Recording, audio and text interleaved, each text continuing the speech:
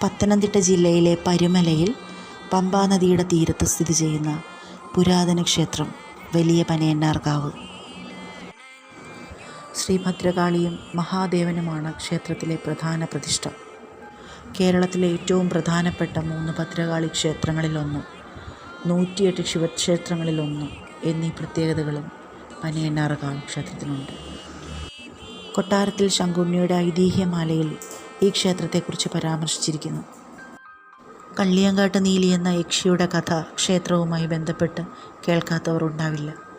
ഇന്ന് നാടിന് അനുഗ്രഹം ചൊരിയുന്ന യക്ഷിയമ്മയായി, ക്ഷേത്രത്തിലെ ഉപദേവതയായി കള്ളിയങ്കാട്ട് നീലിയുടെ പ്രതിഷ്ഠ നമുക്ക് കാണാൻ സാധിക്കും. പടിഞ്ഞാറ് ദർശനമായി ശ്രീ മഹാദേവനും, കിഴക്ക് ദർശനമായി ശ്രീ മഹാകാളിയും, വടക്ക് ദർശനമായി ചാമുണ്ഡി ദേവിയും ക്ഷേത്രത്തിൽ പ്രതിഷ്ഠിച്ചിരിക്കുന്നു.